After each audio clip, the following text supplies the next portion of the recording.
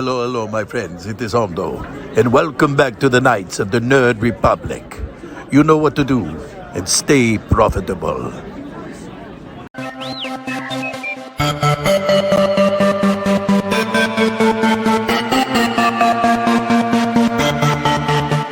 The Nerd Academy podcast is released weekly at 12 p.m. Eastern Standard Time, available on our website at www.thenerdacademypodcast.com and wherever you listen to podcasts. You can find the Nerd Academy podcast on Facebook, Twitter, Instagram, and YouTube. You can also help support the show by going to patreon.com/The Nerd Academy podcast, where every donation allows us to bring you more exciting content every week.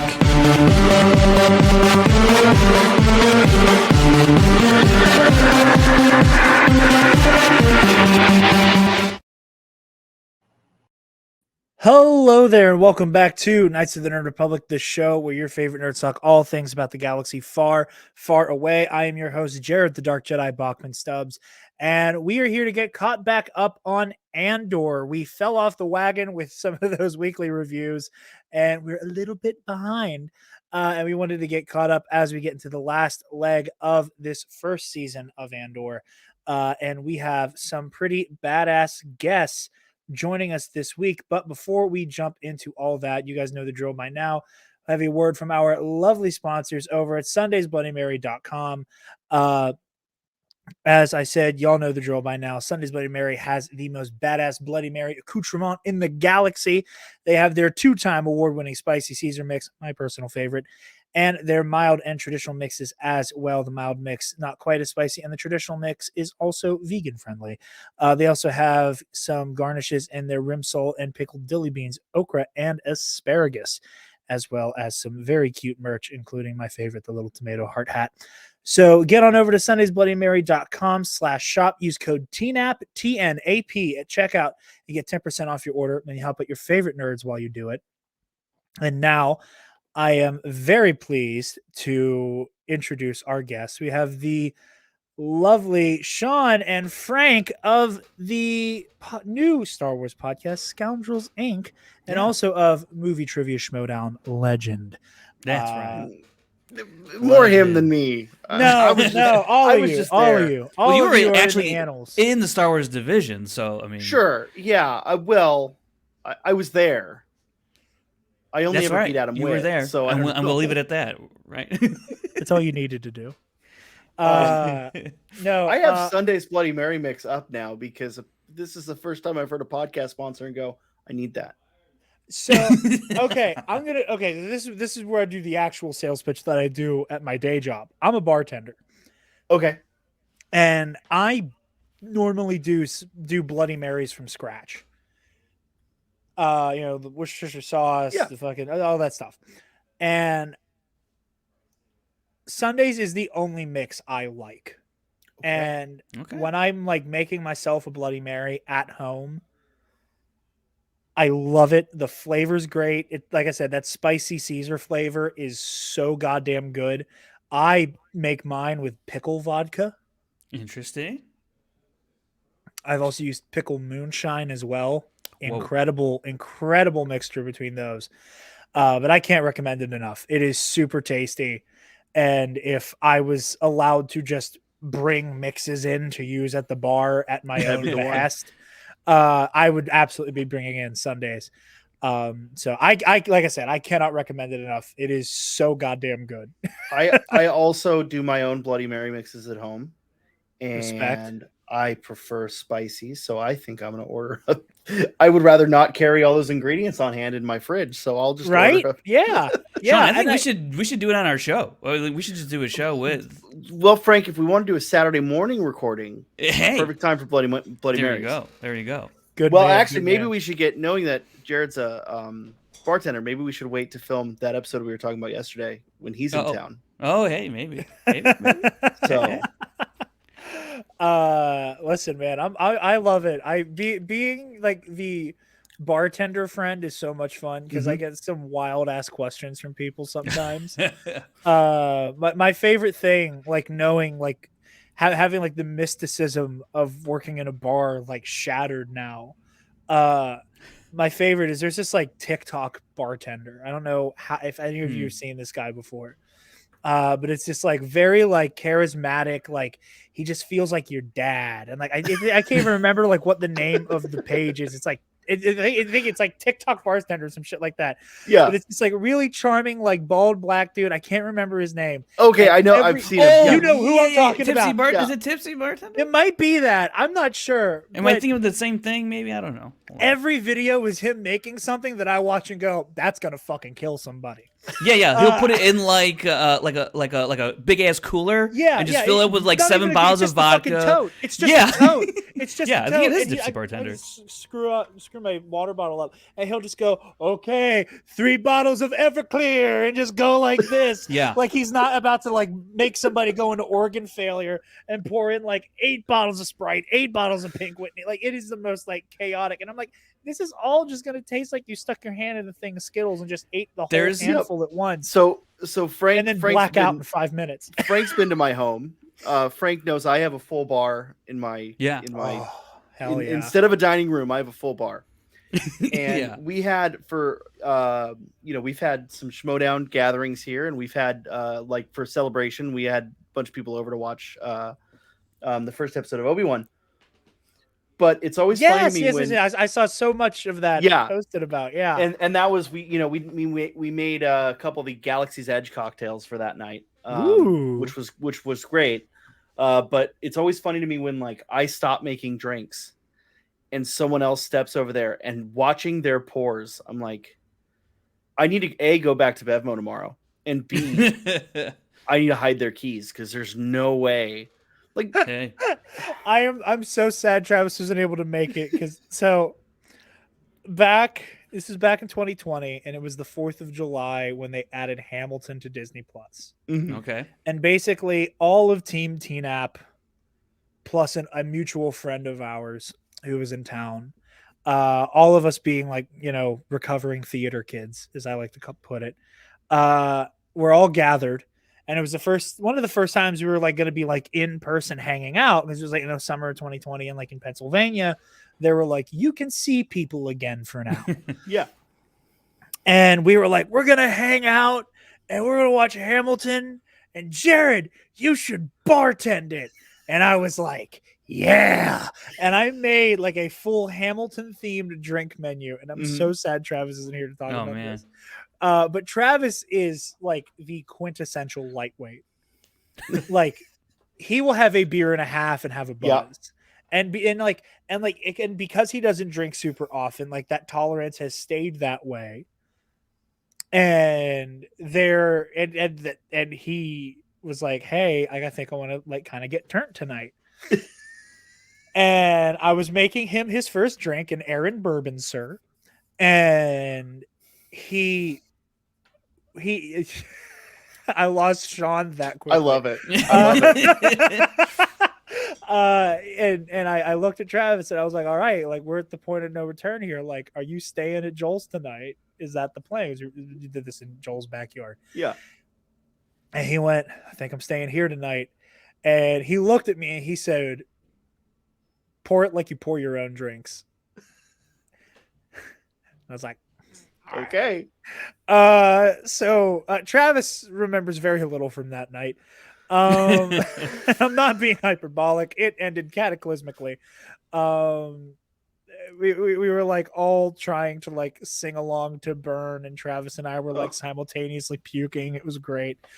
I say great facetiously, because it was a nightmare, and I wish I had Sunday's Bloody Mary at the time. Anyway, the next morning. Yeah. Oh my God, it was so bad.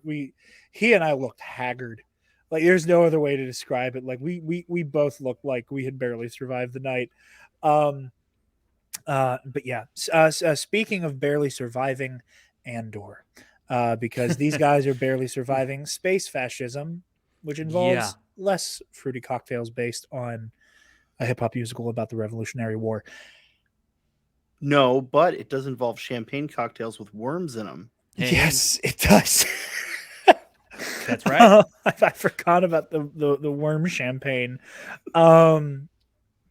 Frank, I'm going to throw it to you first. Like I said, Sure. we're going to be covering all the episodes we've missed up to this point, not individually, just talking about the eye up through this prison arc that we've been going through bit by bit. So, Frank, what have you been thinking from the eye up till now so far?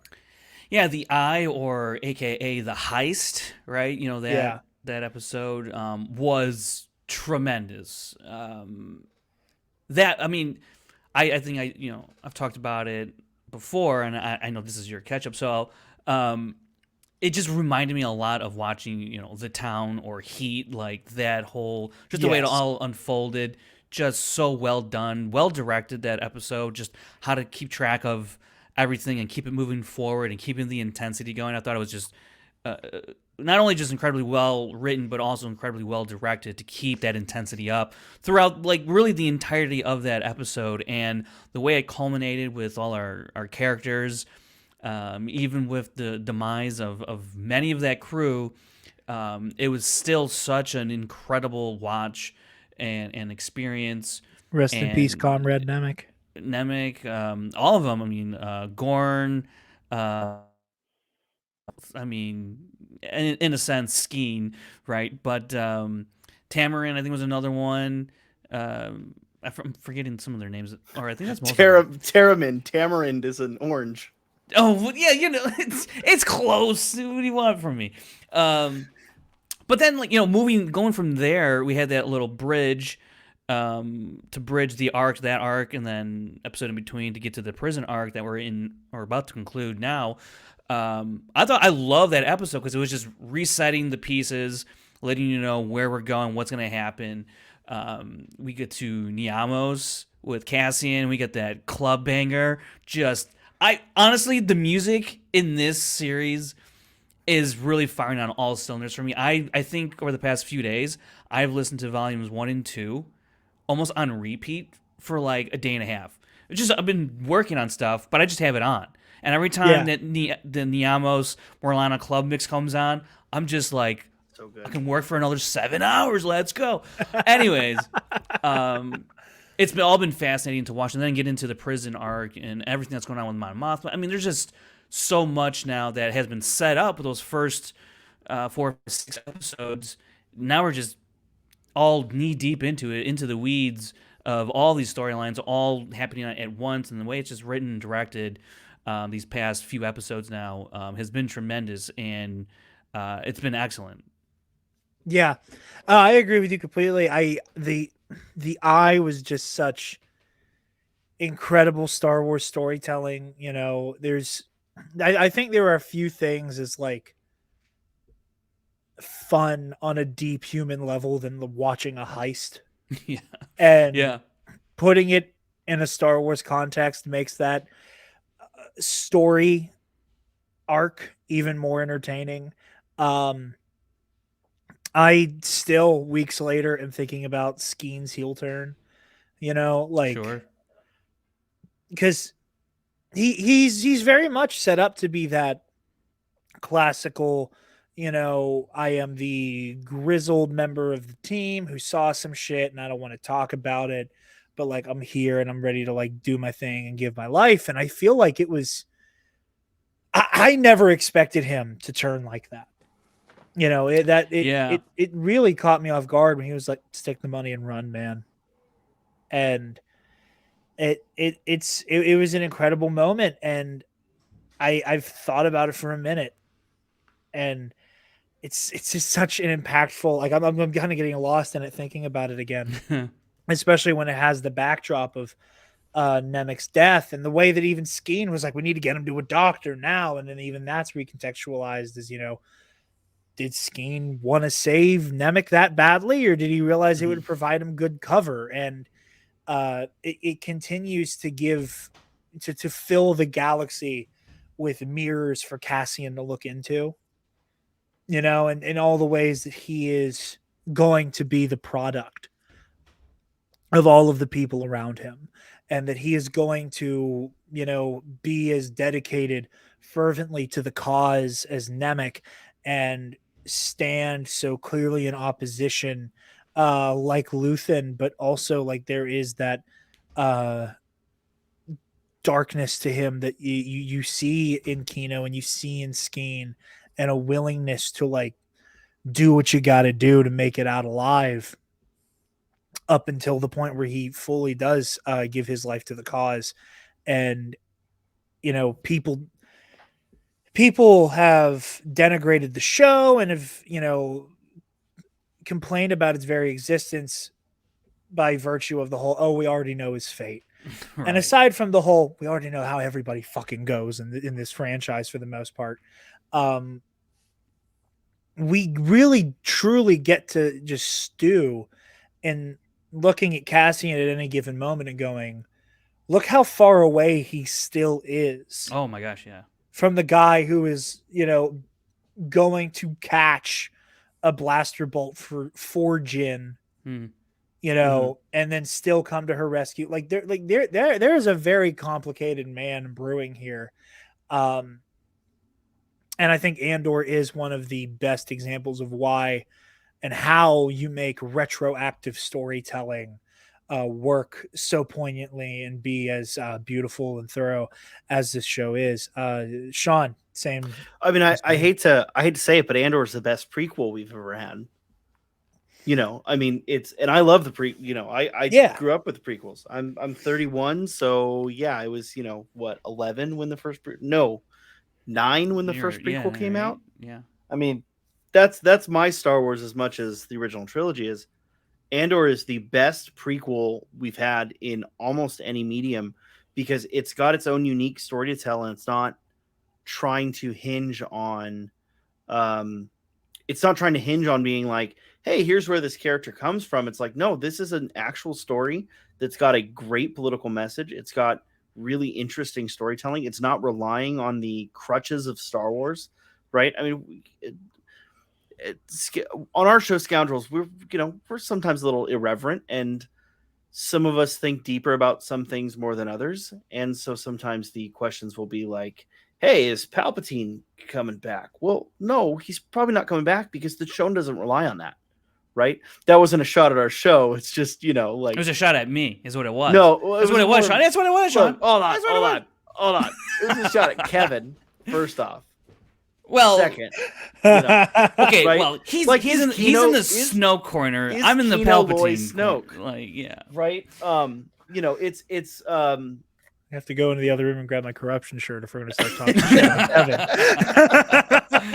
about what it comes down to is this show is doing so well at building up this background that us as diehard Star Wars fans, we've always kind of known that this was there. We've always kind of known that they hint towards this in the books, or the Dark Empire comics kind of hinted at some of these aspects, or go read, the Shadows of the Empire stuff, and you see the mechanisms of the crime families and stuff moving. It's like, yeah, great. But it's never been there for a mainstream Star Wars audience in the way that Andor has. And Andor, I even think, works so well as something outside of Star Wars. We've seen 4 stormtroopers. We see a platoon of clone troopers. They're not using those iconic Star Wars imagery because it's its own show. It doesn't have to rely on it in the same way. My favorite episode has been the announcement, because it's just this slow burn of where everyone's at in the galaxy. It's not tied into any one storyline or the other. It's just literally letting these characters live their day-to-day lives with the repercussions of what happened in the Eye. And I think that has kind of cemented this show where it is in this political ephemera of this sort of spy thriller, more so than any Star Wars has been able to do. I mean, Star Wars is pulp. It's it's this little green guy, doing cute things. This show doesn't have a little green guy doing cute. Comrade Nemec, I've had to pour out a few for Comrade Nemec. That is one of my favorite characters to get in a live action Star Wars. He's just so unique and so well done. I just wish we had another episode with him, because I mean, I think there is not going to be anything more depressing to think on for too long than the fact that Nemec and Saw Gerrera never got to be in the same room. Oh my Oh gosh. yeah. And like, and that's another thing. Like, I'm super glad the show hasn't even attempted to do any type of like, is Saw just as bad as the Empire type commentary? The answer is yes, Yeah. but Yeah. You know, where I have no, you know, I I'm glad the show is not trying to suggest that anti-fascist action can be compared to like right. the vast evils of the empire. Mhm. And that, you know, well, yes, you can question Saw Gerrera's methods. You cannot put him in the same room No. as, right. you know, like the kind of atrocities that are committed by the empire on a regular basis. And Well, especially because it's a cause and effect thing, right? Like yeah, Saw only exists in you know in as an answer to the corruption of the Republic, the Confederacy, and yeah, you know, so it's yeah, there one evil begets another in a way, but at least that evil is well intentioned. yeah. I don't And know. I mean, granted, like I'm the kind of guy who's very much like, you know, like Saw Gerrera is like is my favorite rebel kind of thing. Like I'm super down to clown with Saw Gerrera and the partisans, you know, like I am here to throw space grenades at tanks. You know, like that's like Saw is my jam. And you know, the dichotomy between Saw Gerrera and Cassian Andor by the time we see him in Rogue One is just super fascinating because you watch a rebel gun down an informant because he's gonna slow him down. Well, that's what I was going to On say about frame. Skeen was we see the Yeah. first glimpse of that with Skeen, right? Is just this quick action, and even in the first episode, Yeah. that quick action of like whatever his cause is, even though right now his cause is for himself. Yeah. You know, they're building Cassian to be this person that acts quickly with no remorse because that's what needs to happen. Yeah. And you compare that to Saw, who also acts with no remorse. But maybe there's a better way to go about it. Yeah, absolutely. And and I think the thing that is so compelling about Cassian and Saw both is that they are never granted the luxury of remorse. No. They have never gotten to enjoy the luxury of being able to stop and stew and reflect on the things that have brought us to any given point. You know, there are people who exist both out of necessity and exist in worlds of kill or be killed. And I just love the fact that there are the people in the same room as Cassian in Rogue One who are talking about, oh, Saul's an extremist and he's too, you know, like deriding Saw for being this like unhinged lunatic murderer when you have Cassian's commanding officer and Cassian both like very, very willing to just kill, you know, and it's at that moment where you go, well, what is the difference between you and Saw Gerrera? Because right now, to me, I see Saw in the street gunning down stormtroopers. I see Saw throwing down unequivocally, and I see Cassian's commanding officer going, hey, kill Galen Erso, even though he could be, you know, regardless of whether or not you trust him, he would be more vital to us alive because there's an Imperial officer name or title next to his name. Fucking kill him. Yeah. You know, even though, you know, like because he's an asset to the if you're an asset to the Empire, you got to go. You can't. Yeah, and even you know. Saw's like smart enough to be like, oh nope, keep him, bring him in with Bodhi. So yeah, it's a dichotomy that I'm interested to see and to see like the way that like the Alliance will slowly move away from Saw, and like we don't even have like a true Rebel alliance here. And I just thought of something super interesting, and it's kind of a little bit of a veer off. But when we saw Saw in the trailer, I don't know about you, but I was like, oh, cool, Cassian's gonna meet Saw. But he can't. I don't think he will. I don't think I don't he's think he will. Yeah, okay. I mean, he's definitely gonna hear about him. Right. He's That never kind gonna of just meet him, dawned yeah. on me was that like, hey, we're not getting that.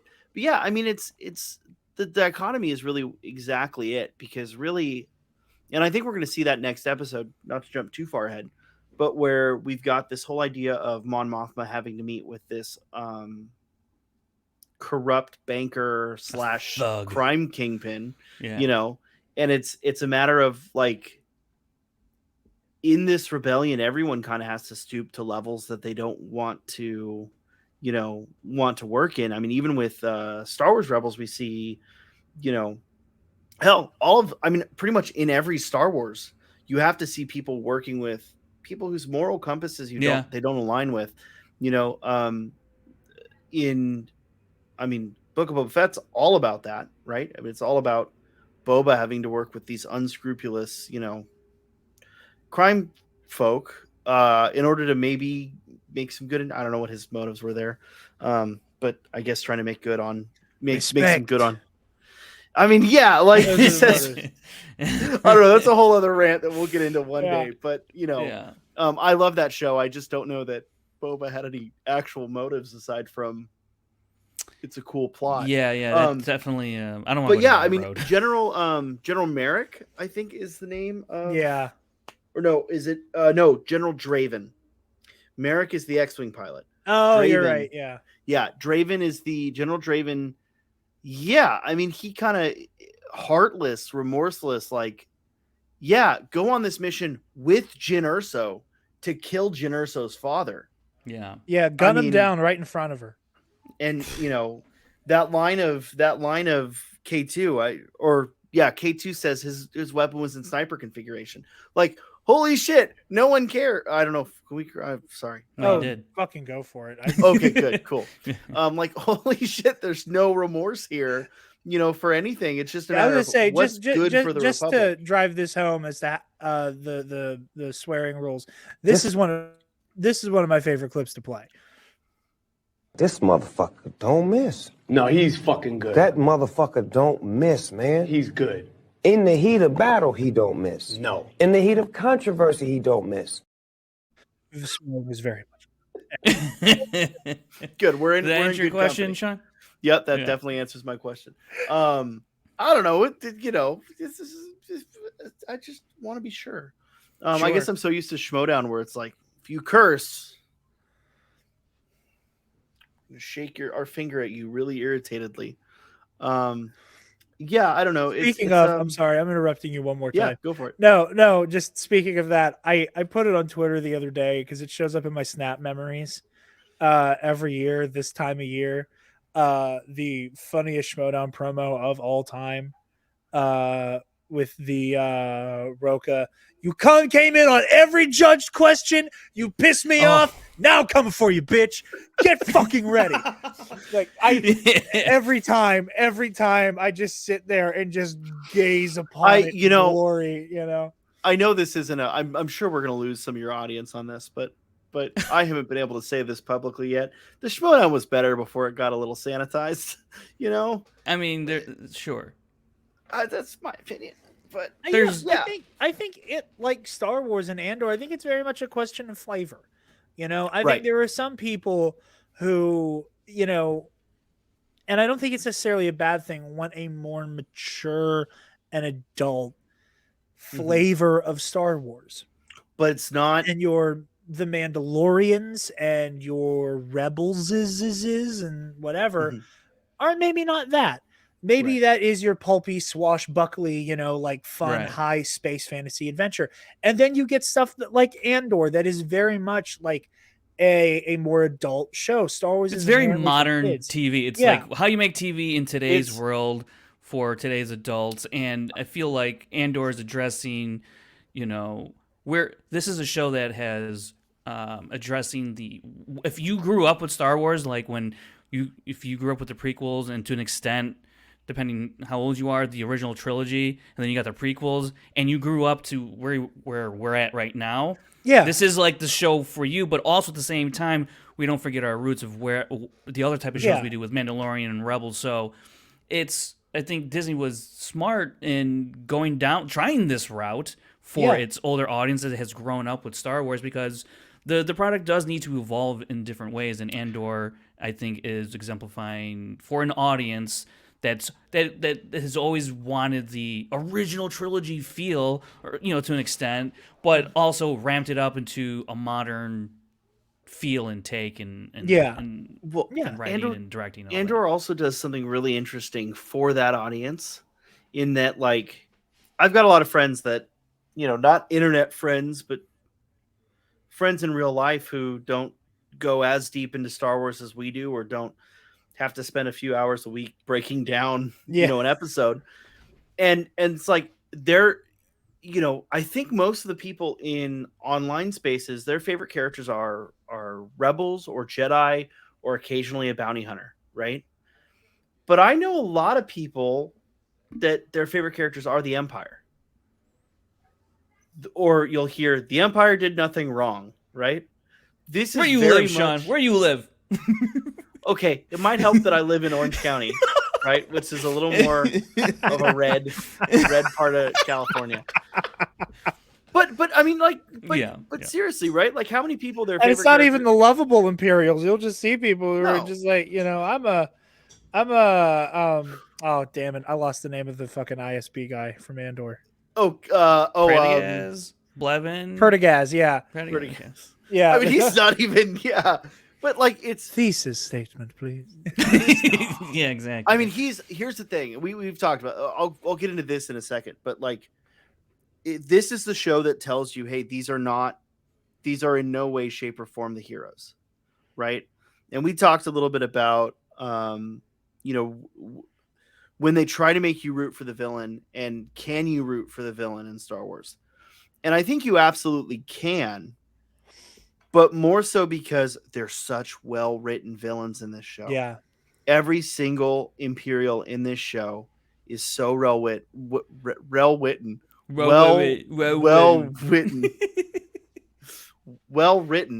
that, like, I mean, even Blevin, who's like, he's a little shit, right? Yeah. Like, even Blevin, I know that guy. I work with that guy.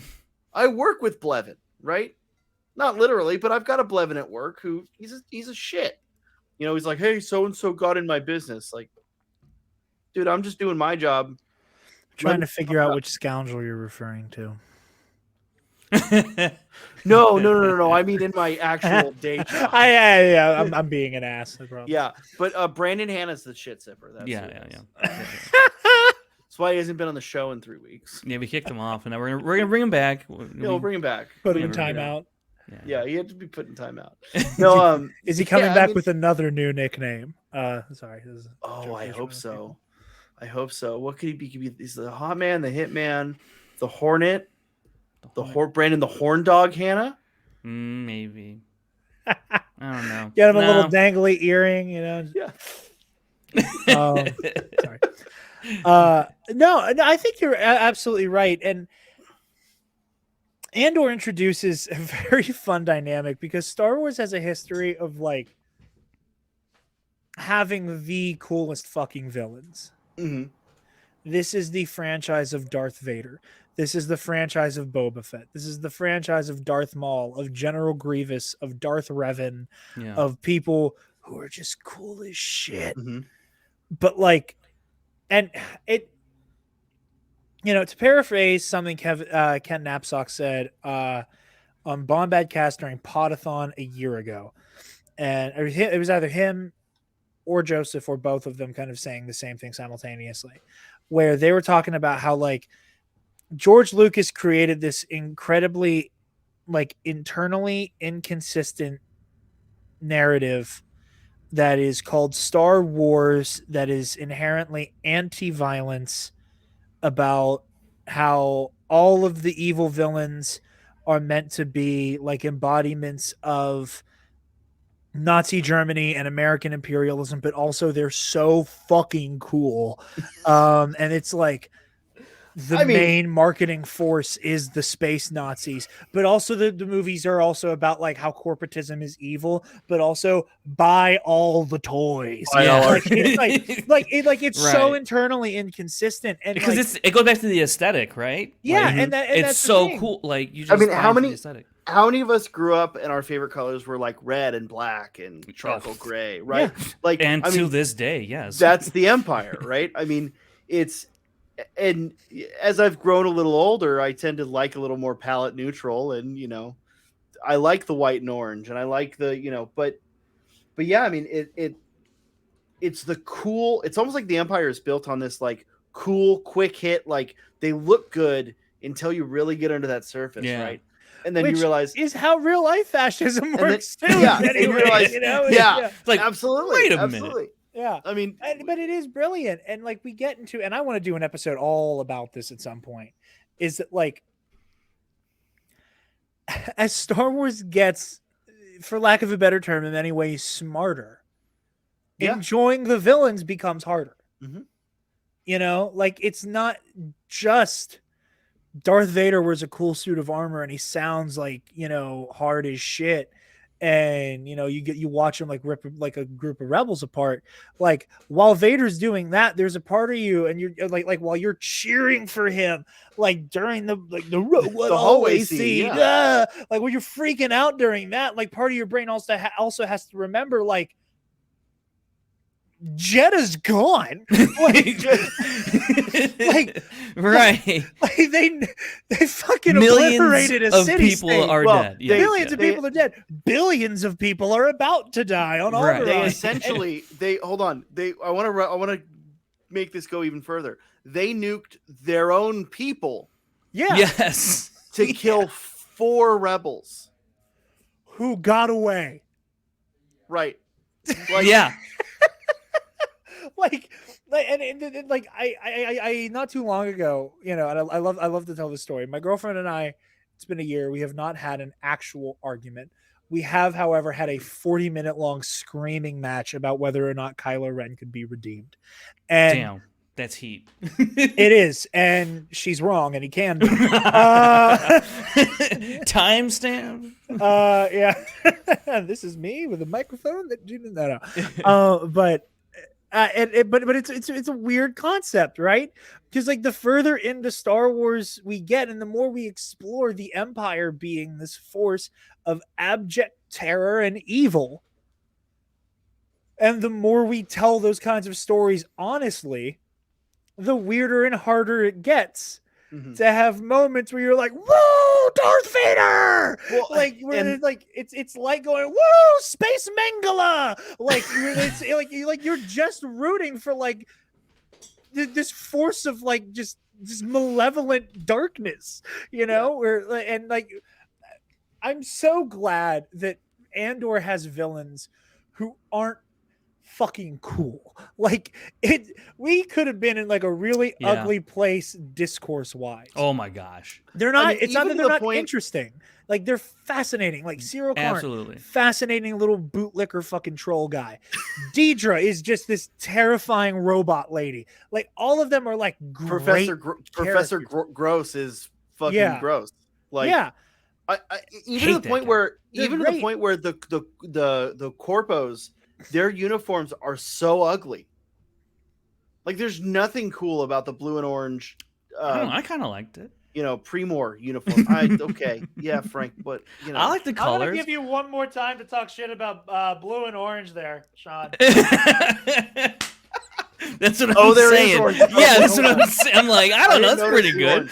Hey, no, it's okay. I had a similar reaction when I was like, man, why'd they like watching those first 3 episodes? I'm like, this is great. I don't know what the fuck. Like, well, we got new merch. They're wearing our merch in this show. My god! Wait a minute. Nerd Academy podcast brought to you by Morlana Corpus. So I will say, my rival high school, the high school that was my rival, was blue and orange.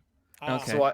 So I have a guttural distaste. And they were the Nerd Academy podcast cookie cops. Gosh! Holy crap! They were the Centurions. That was their mascot. And, that was their mascot. Okay. and was that's where yours? Jill went. We were the Fighting Irish, which Oh gosh, really works for me, Yeah. 'cause, Yeah, there you go. but my university was blue and white with orange accent, so that's the Nerd Academy colors. Yeah, there you go. So. That is more emblematic of the logo. Yeah, actually. you guys are more blue and white with an orange accent. There you go. But yeah, no, like I'm so glad that the show didn't like really cause some like really hard to have conversations, because like when Vader's involved, you at the very least get to have conversations about like, how with his redemption and, not to dissect that term for too long, like I've always said that, nobody in the galaxy is required to forgive Darth Vader or Kylo Ren or Reva or any of those people. No. We do, however, know that the Force did. And I think those two things can exist independent of each other and make for good storytelling when you have a character. Lucasfilm, please give us more Reva stuff. Like a Reva who does not die after going, maybe we're the baddies.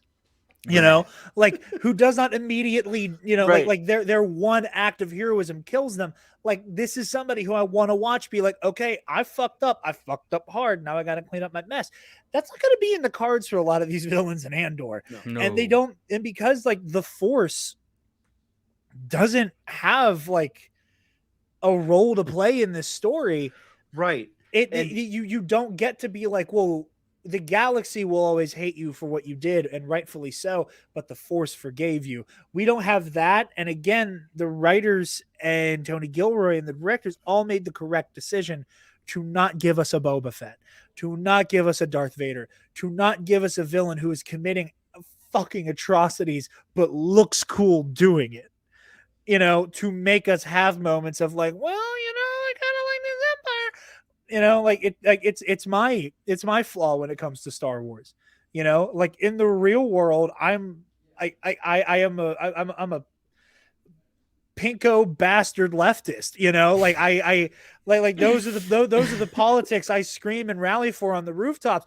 When it comes to Star Wars, like those are two very different things for me. Like Give me the black robe and the red lightsaber. Exactly. Yeah. Exactly. Why? Because I want a cape and I want to look cool, man. Yeah. Like I remember 1,000 years ago when I went on Around the Galaxy, and Pete was like, and he even jokingly, knowing my real world politics, went, Rebels or Empire?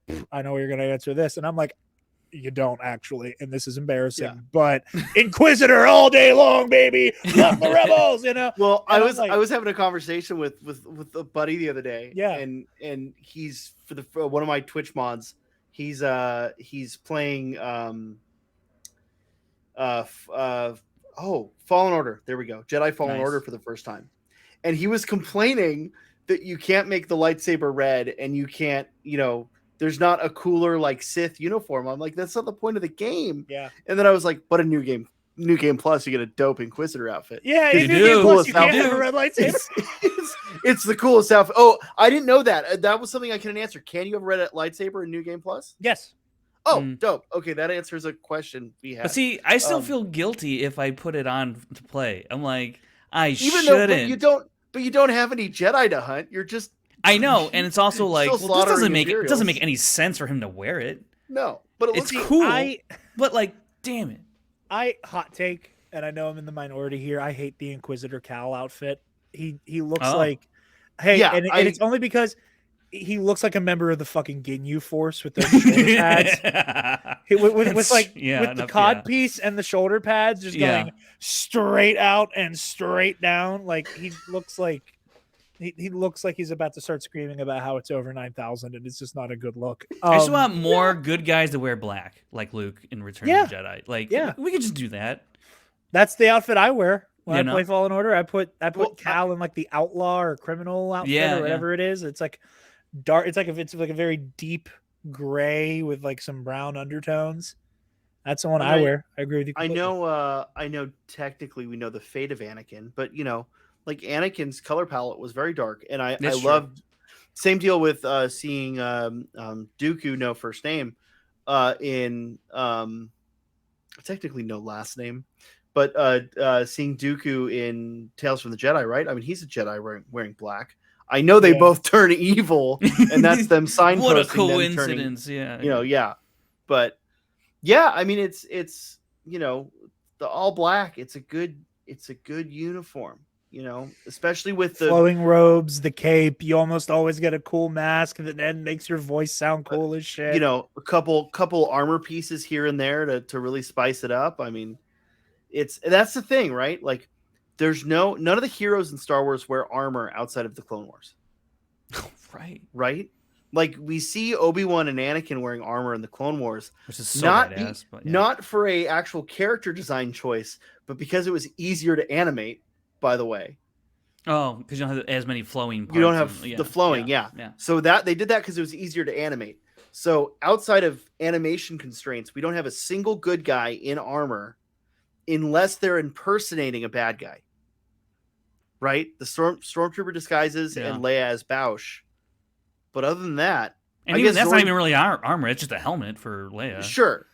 Well, I mean, but it is. There's. I think there's a little bit of chest armor. She's wearing a turtleneck. Yeah. I mean, come on. Yeah, there's like a neck garrote there too. So, tomato. Let's find out for us to have. No, I fucked up my computer. Never mind. Yeah, I mean, you're still working half a computer. Look, I'm wearing. I've got my Boba Fett. I've got my Mythosaur. It's blocked by the Nerd Academy podcast logo, but there's a whole shelf there of Mandalorian bullshit. Got the Darksaber, got the bounty hunters. Like, I'm a sucker for a good guy in armor or a morally gray guy in armor, right? Yeah. This show doesn't even give us that, right? Like, no. And going back to Saw Gerrera, the more armor he wears is his slow descent into, being irredeemable, right? Like, that's one of those they things. Even go so far as like it's one of my favorite little subtle choices in Rogue One is whenever he has to like yank the respirator out and like hit his space inhaler, like it's the fucking Vader breathing. Yeah. Like when he hits it, you get that like whenever he hit, like you just don't get like the resolution of the of the sound effect. It's I mean, whoever decided to include, I mean, I know Saw Gerrera wasn't designed for Rogue One, but whoever decided to turn Saw Gerrera into that for Rogue One did a great fucking job. I just love that Saw Gerrera gets to be this like space Nazi killing Forrest Gump. We've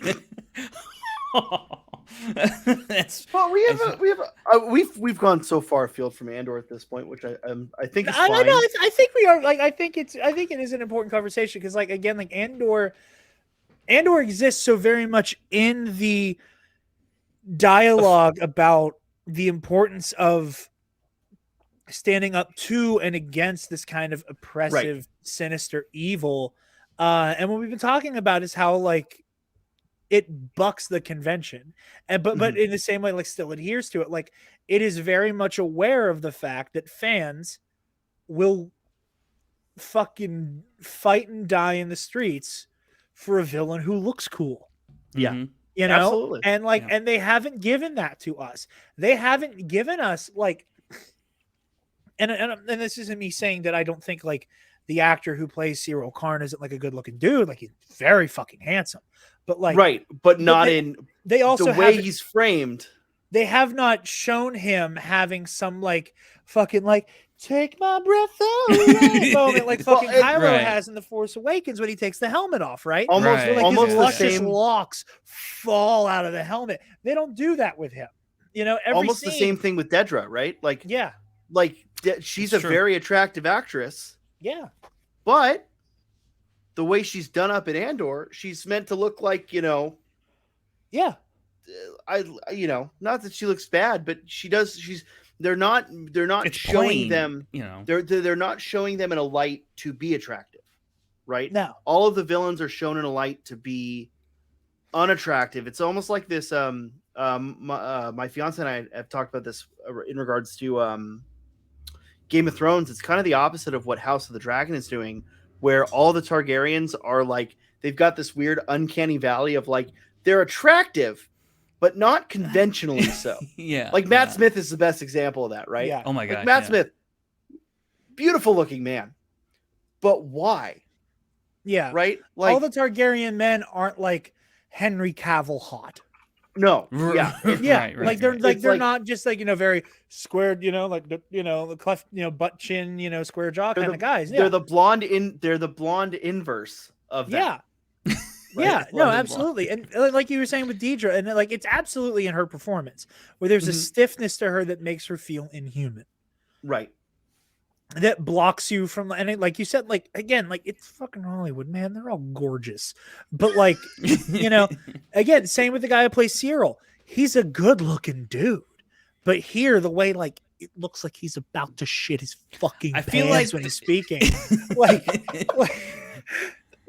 I feel like they try to do that with Bix, but Well, they he doesn't failed. Even, he doesn't But even, they you know, I failed. looked 'cause- up. By the way, his name's Kyle Soller. If Yes, you're thank you. SOLLER, if you're watching at home or listening on your favorite podcatcher, where this show's available on all your favorite podcast apps, go do a quick Google image search for Kyle Soller. He looks nothing. But he like also he does in the he's show. sporting a beard right now, so that may not be your thing as well. But because I don't think his beard looks that great, but like No, he's but it's that lumbersexual look right. where you look like tactically unkempt. hey, I've it's gotten a lot of mileage out of that look. Okay. Listen, I'm a bigger, stockier guy. So anytime I attempt to wear flannel, it is just like, oh, look at this big lumberjack guy, and I'm like, ah. and the Star Wars Twitter gays like me now, and I can't afford to like be posting in a lumberjack outfit. Like, I don't know. hey, I man, say, all right. I can't afford to have Joe Organa in my DMs like that. So Really? that we can, we need to up engagement on your Twitter, and I think the best way to do this, we're gonna make you a full Canadian Sith outfit. Now, here's what I'm thinking. All right, Fucking duck. Okay. here's what I'm thinking: black and gray flannel robes, Okay. black denim, that like vest thing that Anakin wears Yeah. over his gi. Yeah. Like the Yeah. tabards. Yeah. Tunic. Yeah, the tabard. Thank you. Although I don't, it's a surcoat technically. I'm a big D&D guy. I've done a lot of research on what pieces of Templar. Yeah. So yeah, we need a black denim surcoat, tabard, what have you, with a charcoal under, the undergi, black and gray flannel robes, and a saber axe. Yeah, but it's open in the front to show the chest hair. Yes, of course. Yeah. Yeah. I mean, hey, I'm a whore, so yeah, you got to do it that way. Sensational. That was great, Sean. We've been talking a lot about like the themes and stuff of like Andor as a whole. I do want to hone in on this prison arc a lot, real quick here, before we come to an end. Because I'm going to be honest, I've been loving the show. I've been super invested. We hit the prison arc, and part of me was like, these are like the exact kind of story arcs I really don't care for. Yeah. Like I was either way about it. And first of all, I wish anybody could have heard my reaction to seeing Andy Serkis. It was like, for anybody who's familiar with John Mulaney, he has that one joke in Newentown where he's talking about watching Law and Order, and he's like, he says, "Is that fucking Dean Cain?" Fucking Dean Cain. That was the exact reaction I had by myself. Just Is that Andy Serkis? like obviously I knew it was Andy Serkis is a hard guy to not recognize. But I'm actually. I had Andy the same Serkis. reaction. I had the same reaction doing a rewatch of Yu-Gi-Oh while I was sick the other day, Oh my a gosh. couple weeks ago. Yeah. You're a theater kid. Recovering. Yeah. Recovering. Have you have you seen or listened to Book of Mormon? Of course. Elder Price is in Yu-Gi-Oh! A lot. You're fucking with me right now. No, no, I'm not. I don't know how old you are. I don't know how old you are. I think you're about my age, maybe a little younger, maybe a little older. I'm 24, so yeah, a little Okay, younger. okay, yeah. so you missed the Yu-Gi-Oh boat. Just by a little bit, yeah. There's a character named Mako Tsunami, who I'm like, he sounds so familiar. I looked it up. He's like best known for playing Elder Kevin Price. And I just had this guttural moment of, oh no. But yeah, I mean, I was, to get back to Andor, I had been, we film our show Tuesday nights. Nope, Wednesday nights. I'm pushing for Tuesdays. Yeah, I was gonna say, I heard that conversation earlier. That was a nice little Jedi mind trick to Frank. Yeah. We film our show on Wednesday nights. I've got a 9 to 5 day job, which is actually a 7 to 4 day job. Meaning I'm watching Andor at midnight, waking up at 6 a.m., and then driving to Frank's to do a podcast. Yeah. Needless to say, sometimes I'm a little delirious when I see the episode for the first time. So I have recently started both re-listening to and also finally making a point to finish Lord of the Rings. The full trilogy on audiobook, which is wonderfully narrated by one Andy Serkis. So I had fallen asleep listening to Lord of the Rings. My alarm goes off to watch Andor, and I turn it on and I go, hold on, I got to restart the episode. I don't think I'm awake yet. Because I thought I was just like, he's already in Star Wars. Yeah. Right. Yeah. You know? And I don't think he's Snoke. We've made the joke a few times that how does Kino Loy get from, being in a prison to being to Exegol? To Exegol? But I mean, it's also strange that I don't know where I'm going with this. Anyways, he's great. No, yeah, Sorry, he was a pleasant surprise in the episode. I lost the plot on that one. Yeah. And he's been an absolute standout in this arc, and ever so more in this previous episode. I've never seen somebody just completely redefine a character in one line of dialogue. Oh my gosh, that hard! It's almost as like it's been in him this entire time, and he's just had to suppress it in order for him to make it through this prison experience, do his time, and get the hell out of here. Almost kind of makes you wonder, what the hell did he get in there for? Because maybe it wasn't for some bullshit reason the way Cassian got in there. Maybe it was for some actual, legitimate reason. I doubt it, but you never know. Well, I mean, here's the thing, right? If he was actually some sort of loyalist or indoctrinated too hard by the system, I mean, he's running that floor because they believe he has some form of loyalty, however misplaced or misjudged, right? But the fact of the matter is, I mean, Cassian's been clearly asking him questions because Cassian's thinking of escape. Yeah.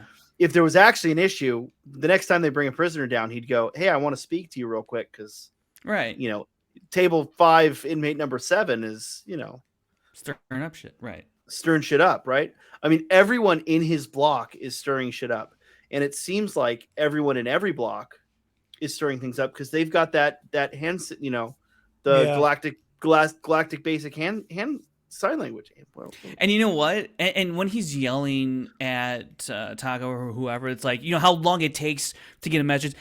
That's him showing that he's been defeated.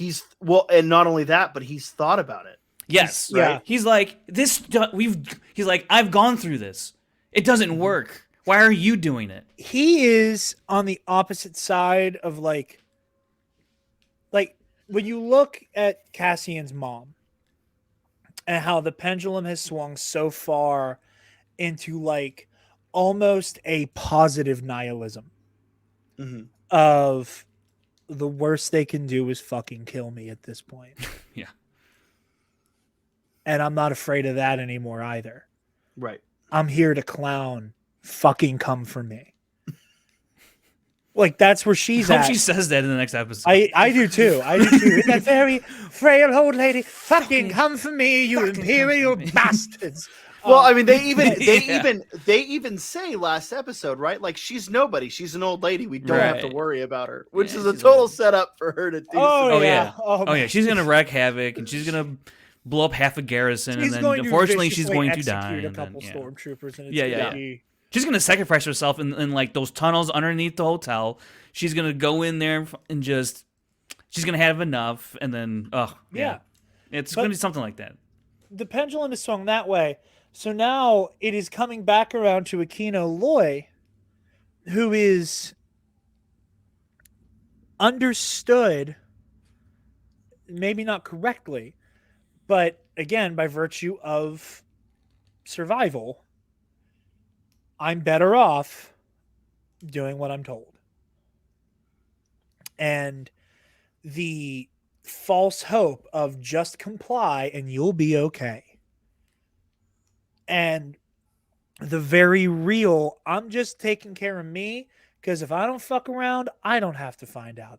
Other people can, but if I don't, I won't. If I don't, I won't. Keep my head down. I'll be fine.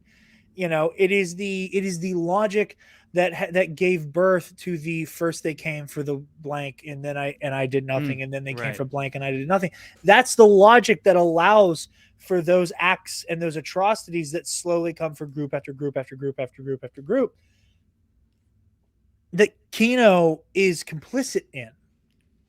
But he's also a prisoner, so he doesn't really have a choice. He's just choosing what he thinks will bring the less, amount of pain. And the moment he realizes I'm not getting out of here and none of the people I'm trying to protect are getting out of here either, that's when it's on. It's a never-ending cycle. And it's and that moment, like in the truly empowering moment, how many guards on any level? Never more than 12. Like there is such a poignant, like, I'm about to go fuck these guys up moment. Well, and it's just so powerful where you even see the word choice there. Yeah. Never more than 12. Which means he's counted. It's not but it's not there's at least a dozen or there's always more than 10, right? It's never more than 12. That word choice implies like that's a manageable amount, right? Like yeah. I mean, yeah. And that's where my whole thing of like Kino has been this competent, I'm sorry for the lack of choice of word here, but he's been this competent rebellious force in this prison that has subjugated himself to being it's easier if I don't. Almost in the same way that when Andor went back to Ferrix, well, no, we don't need to rebel. We just need to go somewhere where they aren't. Right? Like it's very much the same, two sides of the same coin, which is what you said earlier, Jared, with the like Andor is going to become this composite of everyone around him. Right? It's so well done. This I so just good. Sometimes I just let thoughts out because otherwise I'll just say a bunch of floofy words about how good the show is. The show's great, but it's written so smart, right? Yeah. And I don't know. I just that episode, the most of that episode was not that good. The last episode, right? But because it built up so well to this penultimate moment leading up to the, this 3-act structure that we're working with here on this show. Yeah. And I asked this on our show last week, and I'm curious to hear your thoughts. Does the 3-act structure make you watch the show differently? So we got the first batch of episodes on premiere day, and I went, and I really liked it. And I watched Alex Damon's like review of episode 4 the next week. And then he mentioned, I think it's just going to build and, over the course of 3 episodes like the last one did. And I was like, I don't know if we can say that with any certainty. I truly thought like the next week was going to be the fucking heist. Right. And I don't know. Or at the very least, that the heist would have started by the end of the next episode. Mm-hmm. That like they would have been like, you know, on a landing pad and like credits roll like as we're about to like get into the shit, you know, but like it wouldn't be this like, you know, that it would be this like 3-act play every month. And once we got like, and once I realized that like there's not going to be a heist happening in this episode, I was like, okay, cool. Like, and I just sat back. Mhm. I'm like, I'm watching a play. I'm watching a play this week. And you hit that third episode, and it's like, all right, the blasters are coming out. It's pew pew time, and shit's gonna get live, and motherfuckers are gonna die, and it's gonna be wild. And here we are again, like knowing we're not that far away from just another, you know, pew pew. Death to all of them. Like it's gonna hit, man. It's gonna be chaos. So it doesn't make me watch it differently. I mean, differently insofar as I'm cognizant of it. I'm aware of it and it registers with me. But like, you know, it brings like also it brings with it like a sense of like knowing to be ready to just stew in a moment, you know, and it's something that and it's in a weird way an alleviation of like a different growing pain that has come with the era of Star Wars television that we've had since season 2 of The Mandalorian. Of that, like, when is X going to happen? When is Y going to happen? Which, granted, there are outside factors that affected that. We knew about every fucking thing in Mando season 2 except for Luke months in advance. Yeah. So, like, we knew Cobb Vanth, we knew Boba Fett, we knew Ahsoka Tano. So, like, because so much of that was, like, generally pumped into the discourse, like, leading up to it, there was so much, when are we going to see Ahsoka? When are we going to this? When are we going to that? With, you know, go to Kenobi. When are we going to see Vader? When are we going to this? When are we going to that? You know, so there, and with Book of Boba Fett, the show had such a strange structure that, like, from week to week, you know, one could be more invested in the, you know, Boba flashbacks more than they are in the present day. And then the next week it'd be the reverse, where you're more invested in the present day than you are the flashback. So like you would hit an episode and be maybe disappointed at where you are in the timeline. So like, and that was its own complicated whatever there. But there's still this precedent of when are we going to get the thing? When are we going to get the thing? And Andor, kind of intentionally or not, solve that problem by answering your fucking question and just going, when are you going to get the thing? Every 3 episodes. Every 3 episodes is pew pew time. Sean's muted. Sean, you're muted. Amateur. Yeah. Minus our weird like episode 7 break. It's definitely changed how I've watched the show because I definitely have I have an issue with the structure of Book of Boba Fett. Again, I love the show, right? Book of Boba Fett is one of my that's my character in Star Wars, right? That's my like I can look at your wall and tell. Yeah, I know. But like, you know, so it's that show had a pacing issue that this show doesn't because it has this structure, right? Yeah. Now, I do think like episode 5, for example, am I getting the right episode there? No, episode 4 show? of Andor. Yeah. Episode 5 of Andor, which is not the Eye. No, it's the penultimate one leading up to it. The one right before the Eye. Episode 5 is not. Again, it's a weird, slow. If you just look at the Andor plotline, and this is something this show does beautifully, right? But if you just look at the Andor plotline, there's not. He's studying and like. You see him do that for like. They're walking 5 minutes, like 7 minutes. Yeah, walk and talk, practicing for when they make their move. Yeah, absolutely. And the girth of the episode is with other characters, with Luthen, with Mon, and then back on Ferrix, right? Like that's where we're getting the bulk of that episode. But we know, hey, this show's called Andor, right? That should be our main plot line. But because of this 3-act structure, we can forgive the weird slow burn. Not a whole lot happened. We're getting character building out of Nemec and Tamarind and Cinta. It because of the 3-act structure, I think it works so well that this episode is. I talk about the show being frustrating. And I don't mean that like I'm frustrated watching it by choices in the show or anything, but like I feel the frustration of the futility that the situations the characters are in, right? Yeah. Like what, like Mon, like a great example of this is Mon's relationship with her daughter, who's Lita. Thank you. I was gonna say Leilani. What? It was an L name. I don't know. Mon's relationship with Lita is such a frustrating thing to me because Lita clearly has an okay relationship with Perrin. We get introduced to Vel, not introduced to Vel, but it's revealed that Vel is her cousin, or who Lita refers to as Aunt Vel, right? Like it's this. They clearly have a good relationship. So why can't Mon have a good relationship with Lita, right? Clearly it's something on Lita's part, not Mon's part. Lita's holding some sort of grudge, whatever.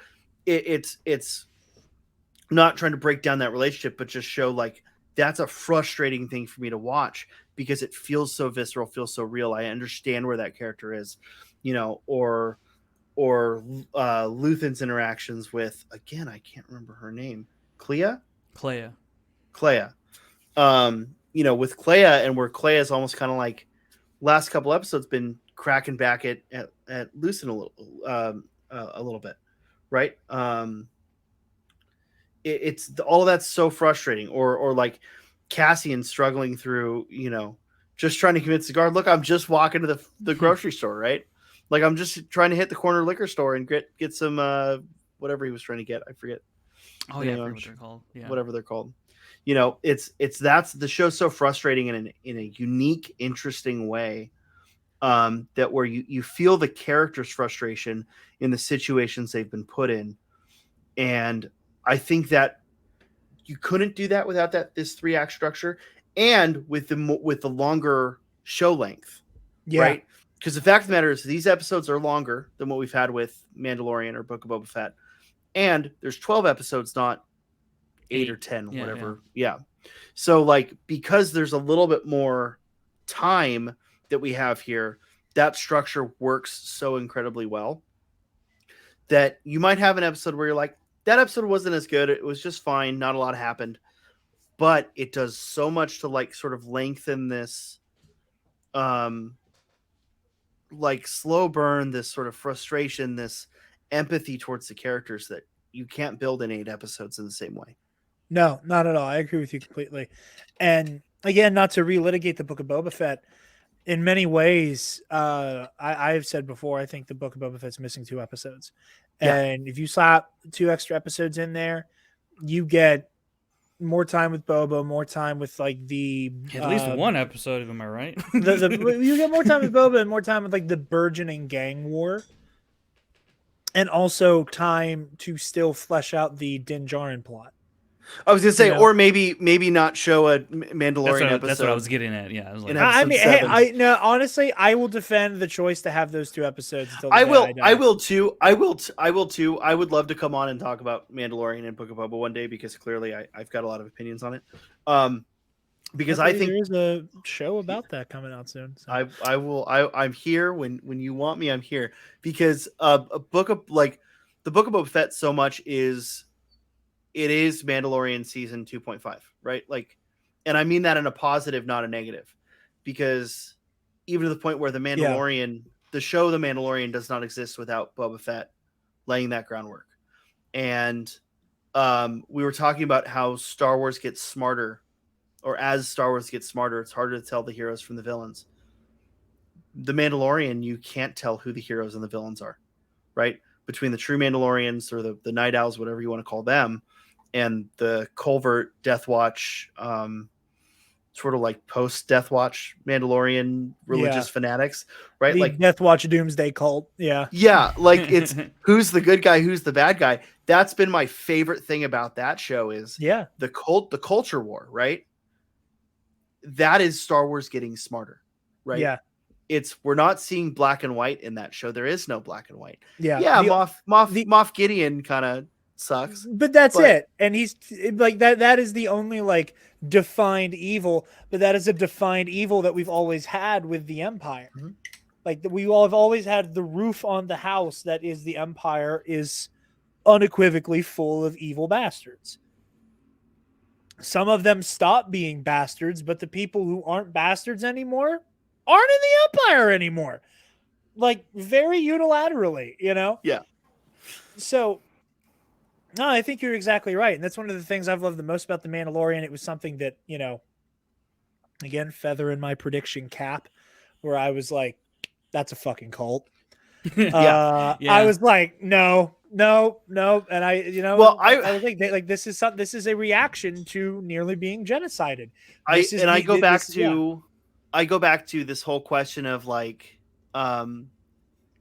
we're so much of our so many of our Star Wars conversations are with like hyper tuned in, you know, fellow podcasters, fellow people that talk about Star Wars on the internet, or the fan base that's hyper tuned in because they're watching all these YouTube shows or these podcasts. My, you know, friends, or my dad is a great example, right? My dad's the guy that said when I went to go see Solo with him, my dad said to me, Han's not that old. This takes place before Phantom Menace because Darth Maul's in it. Right? Yeah. It does, you know, that sinew isn't there to connect the tissue of those stories. So, you know, this whole idea of Din not removing his helmet and people going like, oh, Mandalorians don't remove their helmets. I'm like, no, here's a billion pictures of Mandalorians without helmets. Here's a supercut of just, right. We're like 5 seasons of Clone Wars and Rebels, right? Off, right? You know, and it's I don't know. It's this weird disconnect of both Star Wars getting smarter, Star Wars getting more bold to tell these stories that have more connections, right? And online fandom getting irrevocably fucking dumber. Yeah, which is hilarious, right? Like it's so. I know you've done you and Alden did that great discussion on the Phantom Menace. Oh my god, I didn't know you watched that. Thank you so much. Absolutely. That is very sweet. It's that whole thing, right? Like where we have this. To be fair, I think I only watched part 1, not part 2.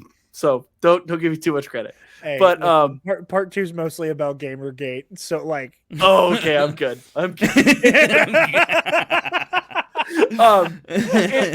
It's this whole thing of like almost let the show tell the story it's trying to tell, right? Again, I am critical of Star Wars often, very, very often, more so than I think most people in our circles, right? I mean, we all kind of run in the same circles. I'm way more critical publicly than most people are. I know a few people who are a little more critical privately than they are publicly, but and I know some people who are just as who will sing the praises privately as much as they do publicly, right? To the point where they don't want to have a negative conversation about it. Yeah. I think part of fandom is being able to have those negative conversations without from a place of love, right? So Lucasfilm, since they've been bought by Disney, they have not put out one single thing that I didn't enjoy. On, you know, that I didn't look at and say, this is Star Wars, right? They have not made a misstep there yet where it's like, this isn't my Star Wars. Like, no, it's all Star Wars. Like, it all, you know, maybe it's missing a few of the set dressings or the hallmarks that you're used to. I have a big problem with Rise of Skywalker because I think that it's missing. I think that the space battle over Exegol was handled really poorly. That's my one bad mark of Rise of Skywalker, and that maybe, you know, add an extra 15 minutes in it, make it a little longer. But like, I don't know how we got here from Andor, but I think that's the issue with the fandom in general, is like where they've become so the general audience has become so reactionary in that, like, Yeah. oh, well, this either A, they don't know the rest of the canon, and I'm saying canon, not like Legends versus canon. I mean canon in the traditional sense of like the whole body of work, right? They don't know the rest of the body of work that is supporting this or adding to this or seasoning this, you know, or they're so absorbed in the rest of that body of work that when something goes against it, they have to riot or shake their fist or get angry because they want, you know, we made a few Ken Knapsack references. I like making Ken Knapsack references. Speculate responsibly, guys, right? At the same time, you know, use that fandom responsibly. And so much of the audience, they're just too dumb to do that anymore. Well, I agree with you completely. And I think, again, I think it's very prevalent with Andor. And, you know, just to kind of bring things home here with this, like, I think the discourse around Andor, you know, with the fandom menace and the nature of the discourse, where you'll spend a week having to argue with people about like how the existence of an actor of color is not an inherently political decision, you know, and again, just having to litigate racism, you know, on a weekly basis because there's a bunch of like weirdo neckbeard incels who have made a cottage industry and a career out of like basically screaming cooties every time. I heard someone say, and I forget where I heard it or who said it, but someone say, "There's no women in the Empire." Like what? Hold on. Yeah. What? Crap. Oh, it was my friend John Booz said that one of his friends told him, "There's no women in the Empire. What's Andor doing?" What do you mean there's no women in the Empire? We need to coin a phrase. We need to coin a term for that shit. Like, because like we've all reached the point, and again, like it's the moments where like fandom menace shit like somehow like breaches out of the hell dimension of Twitter that it's supposed to stay on, and it makes its way into the mainstream, and you get clips of like Matt Walsh going, "Scientifically, there's no way to assert that there are black mermaids," and you just like want to fucking kill yourself because you're like, "What the fuck did you just say?" Like, guess what? Scientifically, there's no way to assert there isn't either. Yeah, you can't say scientifically and mermaids in the same sentence and have me take you fucking seriously, Matthew. And it's the same thing here, where you just can't say wild shit. And I am so surprised that the Star Wars fandom had to turn on it, like the not crazy people had to turn on each other for fucking Andor.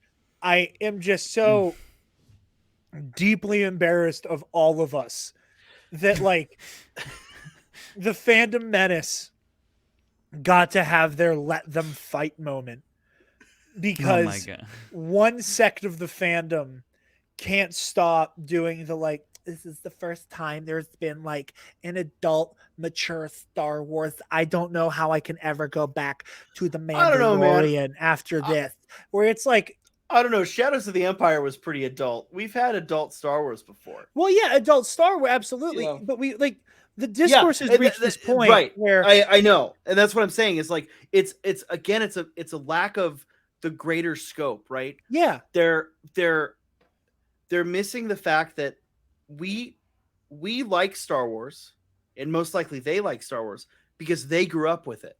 Yeah, they would not have grown up with Andor. Yeah. Right? I'm sorry, but my parents would not have had me watch Andor.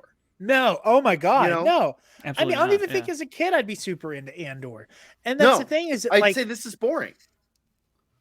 I think it is. You'd watch the heist. You'd watch every 3 episodes. Is what you would be doing. You'd be watching, you know, the pew pew episodes, if you will.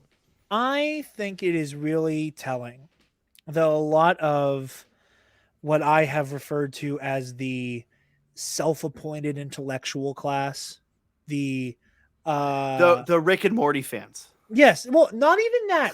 People who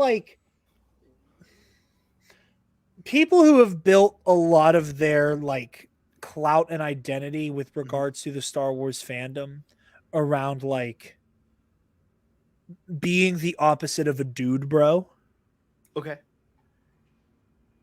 Talk about Andor the way Zack Snyder fans talk about Superman.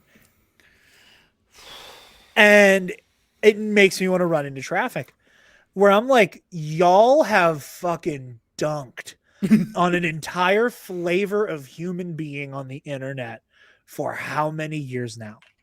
At least once a month, someone will tweet a piece of wild ass Star Wars art where Luke is holding Kylo Ren's severed head by the hair, God. or Ben Kenobi is lifting a wall of blasters Oh to my open fire. That picture fucking threw me. I was like, I appreciate that Cookie Cop adequately displays the Yeah, right. Yeah, when you pick them yeah. up. I can't do that too often because I have to remember that he does in fact own my soul. But like, you have this class of Star Wars fan that have made it their goal to like shoot down this like hyper masculine weirdo dude bro interpretation of Star Wars, where Star Wars has to be like this weird like caricature of shonen anime for some reason. And those same people have now turned on a dime and have turned into this like, it needs to be dark and gritty and edgy and all these things. And Andor had hookers and drugs and they killed cops. And I can't watch the show about the baby anymore because the baby's fucking silly and stupid. This is for adults. Hey, you. I will it's the say, same, despite having the baby right here, I think the baby's silly and stupid. Yeah, but he serves a purpose, right? Right, and, exactly. And it's also I do the thing. My brain stops. I've had 6 concussions in my life. Sometimes my brain just stops. Force Unleashed is the problem. Oh, even that we never got around to getting to do it, and it's still on the back burner. Even the Force Unleashed is deeper than people give it credit for. Sure, absolutely. I replayed it and I listened to the audiobook, and I did not expect to walk away from the novelization of The Force Unleashed and go, this is a really complex story about abuse and trauma. Shit. But again, I mean, like, the second one's got that whole clone thing going on. Yeah. But I am stunned by the way that so many of the people within the fandom who market themselves as being these like true intellectuals who, like I said, now have like kind of done this like weird Snyderification where like, again, it's this same mentality of like, I can't watch this kiddie bullshit now because I watched Andor and like my third eye fucking opened up, and Star Wars is only for adults now. And it's a discourse that I think is just so poisonous and just does nothing but hamper the ability to have an intelligent conversation about stories that are just as deep in different ways as Andor, you know. And I've tried to put words to this. I don't even think I've said it like on air or publicly before, but there is a really, and we can kind of bring it home here talking about the discourse. There is a very destructive dichotomy that Star Wars fans have attributed to any piece of Star Wars material. That everything is either The Last Jedi or it is season 2 of The Mandalorian. And those are the only 2 types of Star Wars that can exist. Yeah. It can either be incredibly subversive and try to and do different things with the mold and be like, hey, like, we know it's Star Wars, but also what if it was smarter than that? And I say there's somebody who's like, my favorite movie is The Last Jedi. And I'm starting to like really become disenchanted by a lot of other people who I was like in the fucking trenches with when that movie came out, who are now like using stories like The Last Jedi, like Andor, as this weird cudgel to heft against stories like Mando Season 2, Book of Boba Fett, Tales of the Jedi, you know, the entirety of the Resistance. Like, yeah, where it's just like, oh, like this exists for like 40-year-old white men because I want to see their little action figures. And like, while you can levy that criticism in some fashion to degrade entire swaths of art in that way, like, it's incredibly Snyder culty, and it's the best comparison I could come up with, because it is that, like, it is a movement that is so singularly focused on one man's particular vision for characters and a history and a lore that has existed for nearly 100 years. That is, by the way, a flawed view of that universe. Yeah. an incredibly flawed view of that universe, right? Like, and that I think that's part of the issue. Andor does so well because it is subverting the swashbuckle martial arts samurai film nature of Star Wars as a whole, right? Yeah. I mean, Star Wars is based on Flash Gordon and Seven Samurai, right? Or Hidden Fortress, if you will. Yeah. It's not deep media, right? As much as Lucas wants to pretend that he had this really subversive political message for Star Wars, and I'm not saying that's not there in A New Hope, but it's not evident in A New Hope in the same way it is in Andor or even in The Phantom Menace, right? Like, it's so strange because Andor doesn't succeed without building this bed of much lighter, more pulpier Star Wars content. Yeah, part of it's I think you're right. I think part of its allure is how different it is. And how, again, like, to steal the classic Alden Diaz-ism, how well it fits into the tapestry of Star Wars. You know, like, yes, it is so adult and mature and all of those things. It is also a story that is deeply rooted in fighting for freedom and fighting in the name of protecting your neighbor from, like, the ultimate evil. And, you know, it's a story about hope that is predicated on its absence. You know, very much like Rogue One, where Rogue One, like, it's a story about so many people looking at a hopeless situation and recognizing that hope is a choice you make. And there are very few things as Star Wars as that. Ultimately, the cast of Rogue One are the ones that build the hope, right? Like, they're the ones that give the rebellion hope. I mean, unsung heroes of the rebellion. Absolutely. Yeah. I mean, them and the Spectres, right? Like, and I'm sure there's more we just don't know about, but, like, you know, the crew of the Ghost and Rogue but that's One, what real history is like, you know, like, we're not, there's a lot of people's names who shaped history that we don't know. Yeah. True. And that's one don't thing. Get a history book chapter about them because they were lost fighting the ultimate evil. Oh, I got an interesting thought. How do we like Andor if Andor's not the main character? And by that I mean, like, if we were just focusing on Vel or Cinta or Terramin, right? Like, or Melshi, right? What if the story's about Melshi? I mean, again, I think I've been talking for a minute, Frank, and you were about to answer that question. I think he just did the dog head tilt where he, like, heard something.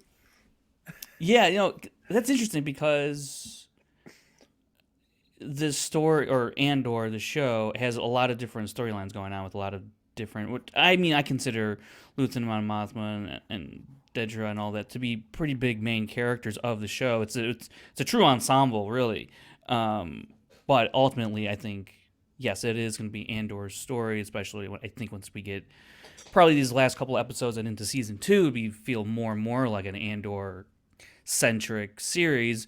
But you need to have all this stuff is going to inform Andor. So if you had a series like this and Andor just happened to be in it like everybody else is in it, and it was all kind of just sharing equal parts, then you'd have some sort of general title, like, you know, something along the lines of the Rebellion Begins or whatever, something, you know, along those lines. Rebellion. Spark of Rebellion, that's something exactly like that, what I was right? about to say. So you'd have something like that, but I think what the show is doing, because I have heard the question of what Andor's like.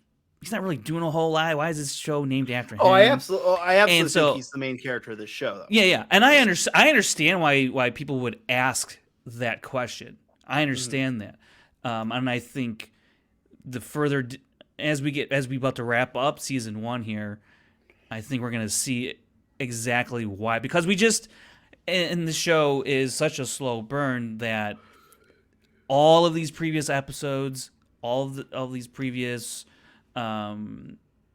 encounters with other characters are going to inform who Andor becomes for the rebellion's sake, and I think it'll be more prevalent. I think maybe within these last couple of episodes of this season, but especially once we get into season 2, I feel like he's going to be a major driver, way more than he was than in this season. Again, that's just me speculating. Obviously, I don't know anything about season 2, although they are about to start filming, I guess, season 2 soon. So, yeah, season 1 has been an interesting way to follow Andor or Cassian Andor, even though Cassian Andor. The Cassian Andor has. I'm curious about the screen time numbers. People keep track of screen time for characters. I'm curious what the breakdown is between Luthen, Mon Mothma, Cassian. Words spoken, things like that. I'm sure someone has like a metric of all this stuff, and I'm kind of curious now. It wouldn't change my perception of the show, of who Andor is to this show and his story, but it would be kind of interesting just to know, I guess. I would bet that most likely Cassian has less speaking lines than a lot of characters. Well, he absolutely does, just because of the way Cassian is. But yeah, the screen time numbers would be interesting to see. To answer that question, I think you can absolutely do this show in a way where you have like a new lead. I think predicating it on one of your co-leads of Rogue One, especially with the place that Cassian starts in, gives you a dramatic irony that I've been liking this whole time. Dramatic irony would be the correct literary thing, where like we know what's going to happen as the audience, they don't. Correct. That like we know this man will die to guarantee the Death Star plans being delivered to the Rebel Alliance. And by doing that, will set off a chain of events that will lead to the ultimate defeat of the Empire twice. That makes all of this so incredibly fascinating. I think that alone, you have this moment where like you see how many little butterfly effect moments happen. Yeah. Like something nobody has been talking about is that Cyril Karn's right. Like he's freaking out. Yes, he's freaking out about this one fucking guy. I have this secret little inner monologue. I'm like, shut up, Cyril. Like, yeah, don't let them know that. He's freaking out over this one guy, and the Empire this whole time is like, dude, we don't fucking care. And even while the Empire is slowly being like, oh shit, people are stealing shit from. Oh no, oh god. Even Dedra to the point, just like, yeah, I know. I just want to catch him. I don't think he's like, he's just another dude I'm trying to get after. Exactly. And like, okay, well, yeah, there's definitely something wrong, but like Cassian is recognizing the power of one person being galvanized by a horde of many, how much power that has and could have. Cyril Karn could have saved Emperor Palpatine's life twice. I'm going to say it again. 2 times. This many times that man died, and it's indirectly Cassian Andor's fault. And like Cyril Karn is right to be fucking afraid of this guy. Man, yeah. And that onus of this is the guy who will facilitate the Death Star plans. Yeah, it has to be about Cassian, because it's just this like slow, just fucking snowball effect of like kills a couple cops, runs away, he gets arrested by the Empire, breaks out, becomes a part of the Rebel Alliance, becomes Rebel Special Ops, he was Rebel Spy. Oh my god, he stole the Death Star plans. Oh my god, they blew up the Death Star. Oh my god, they broke the back of the Empire. It's just this snowball that is just going to become colossal and crush the Empire. Right. Cyril's right to be fucking scared. But he's not scared of the large scale. He's just scared that this guy got away with it. That he's getting away with it. Yeah, he's not looking at Cassian as like, oh my god, he's about to build an entire rebellion. Oh yeah, that's Luthen. Yeah, he can't see it. Yeah, he doesn't see it in the way that Cyril. But Cyril Inadvertently, has yeah, this yeah, like yeah. perverted version of the all it takes is one person, because when one person stands up, many people stand up, and when many people stand up, we're unstoppable. Like Cyril sees the perverted version of like one act of dissent and one act of rebellion is an act of treason across the galaxy. Like he sees it again in this like fucking loser little titty baby bootlicker bullshit way. Loser little titty baby. Actual Alex Jones quote. Loser, Yeah. little titty baby. Yeah. Bullshitter. Return of the Again, Gungans gang. Oh my god. Jar Jar Binks has a Caribbean black accent.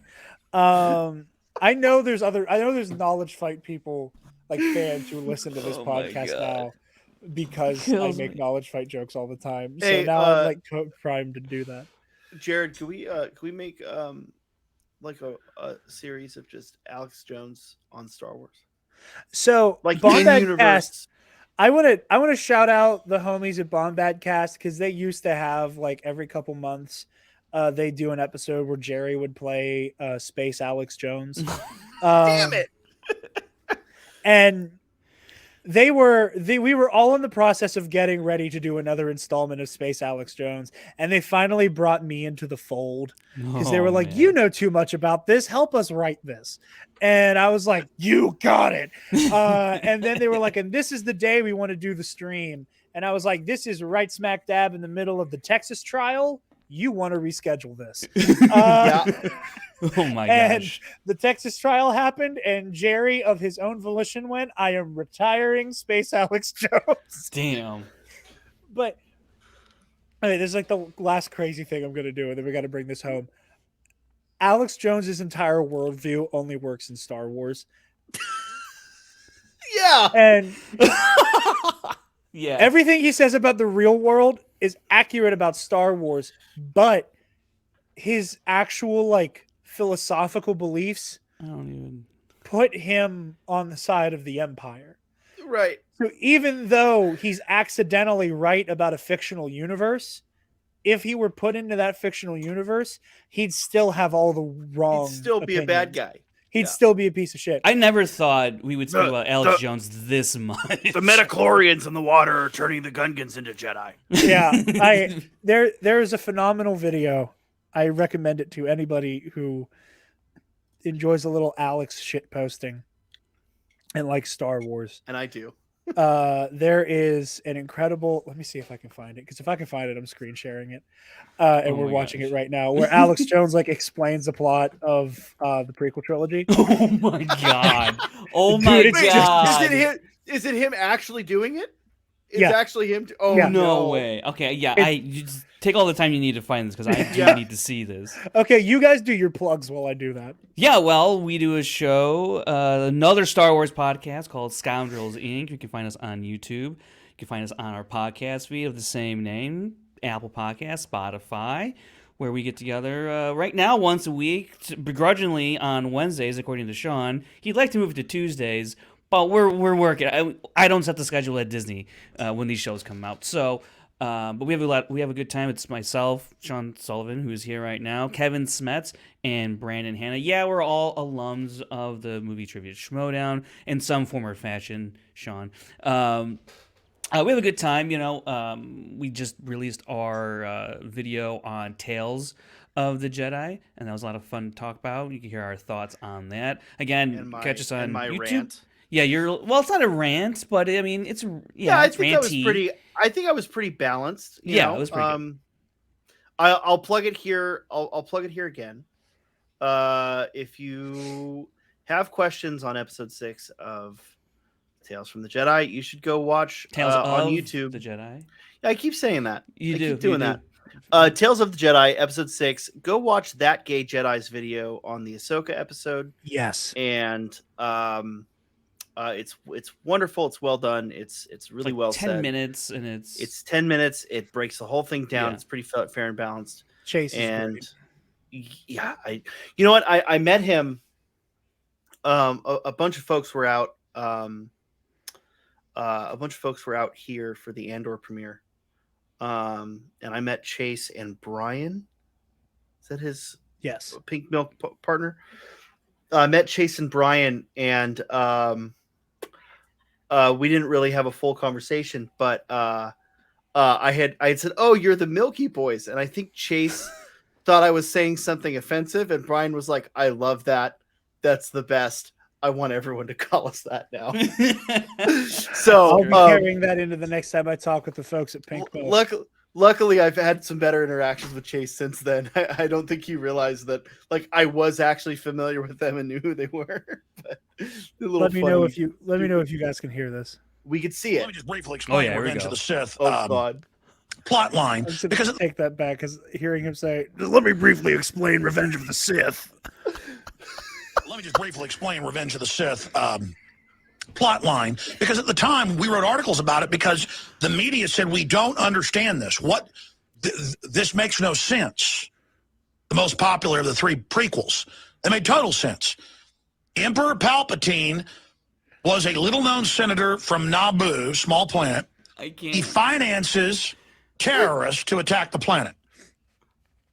I mean, and then he plays victim and says that the pacifist republic isn't doing enough to help him with the terrorist invasion, the Trade Federation invasion, who even speak in Chinese accents. It's all geopolitical. And so, little aliens. Content warning. Chinese accents. He then goes and complains and catapults himself in the crisis into the role of chancellor. Because, he was the victim, but now he demanded something be done. He'd been a pacifist previously. Now he's chancellor. Episode 2 launches terror attacks all over the galaxy with groups he's secretly financing through his backers in the Trade Federation. He turns around, double crosses in the end. Lord Vader killed Viceroy Gunray and everyone else in the... No! So basically, in the end, they knock out all of the people that backed him, which always happens. Nazi Germany, Soviet Russia, Maoist China, learn from history. Then in episode... So he uses that to build up the power of the Empire in episode 2. And now he's got this big Imperial army, but it's not Imperial yet. But it's the stormtroopers, the outfits, the weapon systems to counter this outside threat run by Count Dooku, the Osama bin Laden guy that actually works for him, and they meet in secret. Now, in episode 3, he launches and keep in mind, this is pre-Tales of the Jedi, guys. Come on. On the Imperial capital himself. He launches an attack on New York. And then he gets captured, and then he sets up Count Dooku to get killed, and then he seduces to the dark side Anakin Skywalker to make him Darth Vader. And in the end, he then sets up, after he has the police state in place, he sets up the Jedi and says they're terrorists and has the anti-terror forces go in and wipe them out. And then he says he's launching a global intergalactic war to bring peace. Now, the media could not understand, and they actually wrote articles, Emperor Palpatine's attacking himself, it makes no sense. Adults cannot understand children-level ideas. Okay? Did they write those articles? Child-level ideas. Child-level. I know there were very popular publications going, "Oh, Palpatine's clearly Bush." So, yeah, I mean, yes, Palpatine is clearly Bush, 100%. Oh my god! I've never seen that in my entire life. You haven't lived until you've heard Alex Emmerich Jones say Count Dooku. Hold on. His middle name is Emmerich? Yes. Like he knew. I like Roland Emmerich so much less now. I mean, what ID4 didn't do it for you? Look, I'm a big Stargate fan, okay? I don't know what you want from me. Thank you, gentlemen, so very much for joining us. What a way to end it. This is great. Hey, anybody who's regular here knows this is not that you're going to see Alex one more time. Guys, next week, Spencer and I are going to be recording the next couple episodes of the Versus series for the Patreon. November's is going to be Satele Shan versus Grandmaster Yoda, Battle of the Grandmasters. And then December is going to be Kit Fisto versus Mace Windu. So very excited to crank both of those out. We're recording both next week. We'll probably be dropping Satele v Yoda that night. And then, pardon my hiccups, early December, we'll be dropping Kit v Mace. And then he and I are going to get to work as soon as we can on the Versus tournament. After that, Wakanda Forever review will probably be out early next week. I cannot believe it's here already. Incredibly excited. But you guys can find me on Twitter and Instagram at DarkJedi2552. And you can find the Nerd Academy podcast on Facebook, Twitter, Instagram, YouTube, and on our website, www.thenerdacademypodcast.com, where if you're feeling generous, you can donate to our Patreon. Give me $1. Speaking of our patrons, thank you to our $10 alumnus, Nick Johnson, Keandre Lloyd,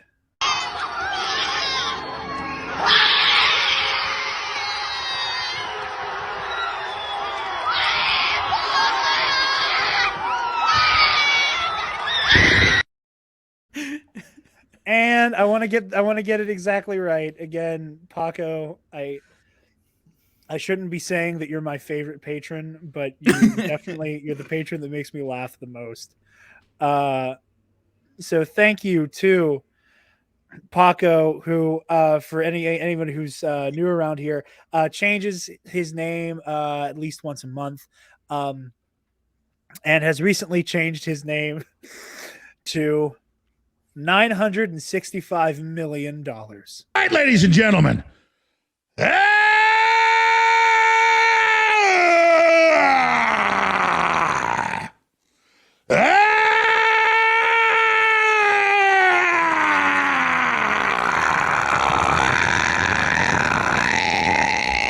From the front lines of the information war, it's Alex Jones. And I wonder why I wonder why I didn't get drafted into the Schmodown as I do shit like that. Anyway. Oh my god. Thank you very much to the lovely gentlemen who have joined us today. Go please. I can't. Go check out Scoundrels Inc. There are some of my favorite people who have occupied space within the Schmodown fandom over there, including these gentlemen, Brandon Hanna, Kevin Smets. It made me so happy to see like that specific cadre of people form up. It's a good lineup. Schmodown. Yeah. I was like, God damn, that's good. That's a good group of people. So yeah, thank you guys for coming on. Very much look forward to having you guys and more of your co-hosts on soon. See you all next time. There will probably be another episode of Knights of the Nerd Republic out this week to talk about this week's episode of Andor, to fully make sure we are back on that horse. So thank you all so very much for watching. We are honored that you have joined us, and may the force be with you always. Stop! Move away from the cookie jar!